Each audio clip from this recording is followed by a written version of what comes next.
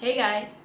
Okay, let's be honest. You must have scrolled through Instagram today and must have thought, oh my god, she looks pretty than me. Oh my god, he's so much more ahead in his life. Let's be honest, we all do this, right? Even I do that. But do you realize how much this comparison can take away your joy, your any feeling of self worth, your feeling of progress? Because you are intent on comparing your progress to somebody else's every day, and you do it without even realizing it. Social media is a platform where people showcase their celebrations, they show their best moments where they won something, where they succeed, and if you think about it, they will never show their downs in social media, and people get so fooled by it because that is so not the reality. When you do this, you feel like you're losing instead of making any bit of progress. And the worst part, comparison turns your life into a race that you never signed up for. So I am here to talk about my life experience, the things that I have learned along my way in this 19 years of life. So when I was a kid, I used to face a lot of insecurities, and I'm sure every girl our age, this age, do face a lot of insecurities in their teenage era. Point is, even I did. I had a lot of insecurity about my color, my height, and all that. And then there was this time where I used to vent it out to a friend, and she used to be very supportive and comforting. That she made me feel like, okay, I might not be able to change what I'm feeling insecure about, but I don't need to hate it because when you think about it, every people is born with different features, their own unique kind of traits. They have their own flaws, they have their own beauty, and beauty is a matter of perception. I feel like something might look so beautiful to you, and it might so not look beautiful to another person because their perspective or view of beauty might be different. So when you are living this life, why would you care about how somebody perceives you in their own definition of beauty or their own definition of whatever it is, when you know that their definition is different for everybody? I mean, there was a time when I used to mask my insecurities just so that the people won't see it. And looking back, I feel so bad about it because I am hiding part of myself, my true self, from just random people who don't even know that I exist, or who will probably forget that I even exist the moment I lose contact with them, right? When I change the environment, when they're not in my lives anymore, then they won't even remember me. And I am hiding myself from everybody and myself just so that they don't see the flaws that I find in myself. It's funny to think about. See, this is an issue that you cannot bury ever, because if you bury it, it'll come right back at you at some point in life. It'll always come back whenever there comes a situation where you feel threatened, or whenever you feel like, oh my god, your insecurity is going to come out. So instead of feeling so bad about it, how about you realize that what you hate in yourself might be something the other person wishes to have? There might be a person who would love to have that crooked nose of yours, who would love to have that gap in your teeth, who would love to have that skin tone. Because from my experience again, I said that I used to be a person who hated my skin color, but now I'm so glad that I'm this skin color because I love it. No offense to anybody who's fair skin toned, but I am totally happy and I love my skin color. That is what happens when you change your perspective and start to love yourself for the way you are. You start to totally love the things that you hated about yourself once. So please just realize that what God has given you is a blessing, and it's just a matter of perception that changes the way you think and feel about it. Now, this is what I wanted to talk about in terms of comparing yourself with respect to your beauty or your physique and your appearances. Now, comparing yourself with others in terms of your progress, people are on their own path and people are moving in their own pace, right?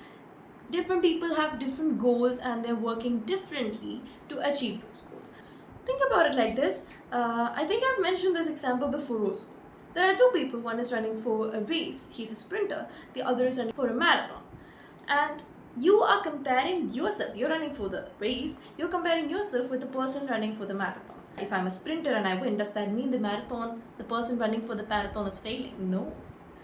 It's just two entirely different competitions, and you cannot compare yourself to them like that. So when you see these people in social media who is glorifying their success, who is posting about it everywhere, who just shows the outcome, the result of their hard work, and you're not able to see the behind the scenes, you're not able to see how much they worked for it, how they were before, and you judge yourself based on that, you measure your progress based on that, and that is not going to make you reach anywhere, because there is a fault in the way you're measuring it. Compare yourself with somebody who is battling your own competition, who is battling just like you, who is so much alike like you. Then you can compare yourself with them. Suppose I am able to do a bench press of like 40 kilos and my equivalent person is my gym bro, then she is able to, because I cannot compare myself to a guy, she is able to do a bench press of 45. If we are both so similar in the physique and ability wise, if we are both so similar, then I will feel like, oh my god, she's able to do 45, maybe I can also do 45, because we're not so much different. In that case, comparison, it sorts of acts like motivation or maybe an ego boost also. So that is a way in which you can direct that comparison to sort of fuel for your good. But keep in mind that it doesn't turn out to become so negative or toxic, and keep in mind that you are matching yourself with somebody who's really equivalent to you, not just physically but also emotionally and mentally. They're okay with doing that with yourself, they also feel the same way with you. Now psychologically, there is a reason why we compare with others, because it's a theory called the social comparison theory. Because humans evolved to look at others and do what they were doing just so that they could fit into their tribe, so that they could survive back when humans were evolving. But now we don't have the need to be like everybody else and to be doing everything that the others are doing. So it is something that have been there with us from the past, and now that is how psychologically we are having that urge to compare ourselves with others and to feel like we belong, to feel similar to each other. But now social media has made it 1,000 times worse, because they are not really showing what is real anymore. No, they never showed what was real. They just glorified and romanticized stuff, and they just posted the best pictures or best videos of it. We are not comparing ourselves to 10 people in the village like we used to back then, but now we are comparing ourselves to millions of people who are all different in their own different way. But our brain just doesn't know the difference. So when we see people winning, we'll be feeling like, oh my god, they're winning, why am I not winning? Now let me tell you something that might help you stop yourself from comparing yourself with others. Firstly, the main reason you're comparing yourself is because you feel unsatisfied with your progress, feel unsatisfied with what you have. In such a case, find out where you are feeling that way, why you are feeling that way, and find out the solution for it.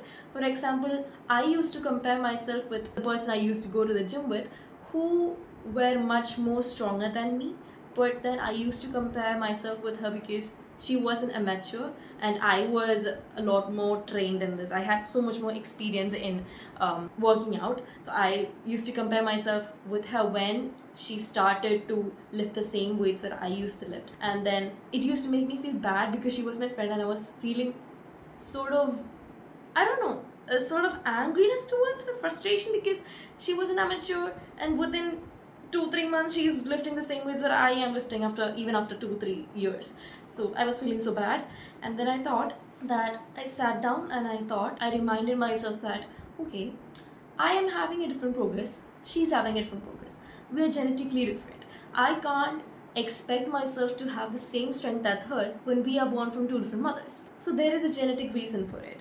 And also I cannot compare my progress with hers because maybe she is able to achieve what I achieved in 2 years and 2-3 months, but that doesn't mean all my progress has gone to waste. I have still come far and I have still been able to achieve such amount of a strength, but it took me long enough, but still that is how my body is working. That is a result of all the things that I did in my time. I don't need to compare myself and steal away my happiness and pride that I gained through that. It was years of hard work that made me feel good in myself, and Just because somebody else is able to do it quicker than me doesn't mean I need to feel bad about it, and I need to take away my happiness and the feeling of goodness, right? So instead of comparing yourself with others, compare yourself with your past self, like how you were 6 months before, how you were a year ago. So keep a track on that and keep a tab on it, and measure your progress from your past to your present. That is the actual measure of how much you have grown, not the difference between your present self and somebody else's present self. That's not how it works. And to be sort of getting some relief from social media comparison, maybe take a break. Just don't use social media, because at this point, excessively using social media is of no use. I am of the opinion that moderately using social media can sort of give you motivation and inspiration, as long as you change the algorithm to work your way. Because I feel like Instagram listens to you.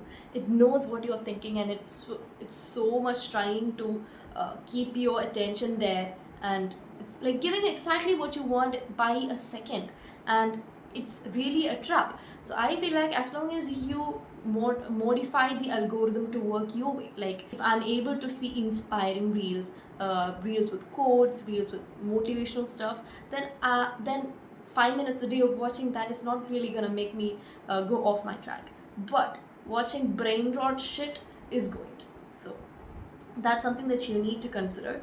That's something that you need to keep in mind. So as long as you use it wisely, I don't think it's any bad.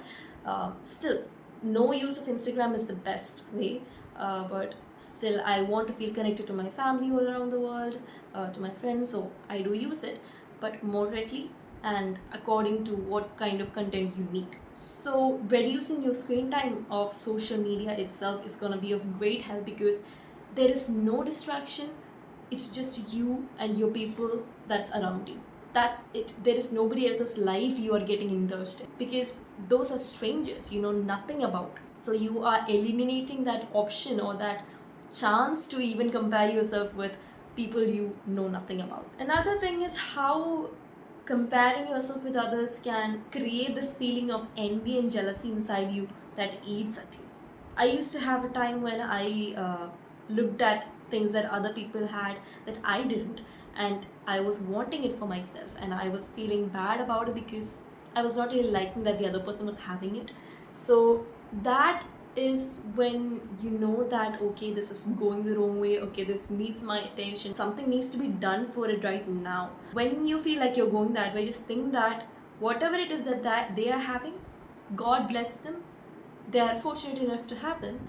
That doesn't mean that what I have is anything less. Because when you're looking up to something that the others are having, you're sort of looking down on what you have for yourself. You don't appreciate the things that God have given you. You're being ungrateful to it, right? So just take a step back, maybe create a distance between that person and yourself if that's what you need, and then just look inside and appreciate all the things that God has given you. Because when you are here wishing for something that the other is having, there might be somebody else who is wishing to have what's yours.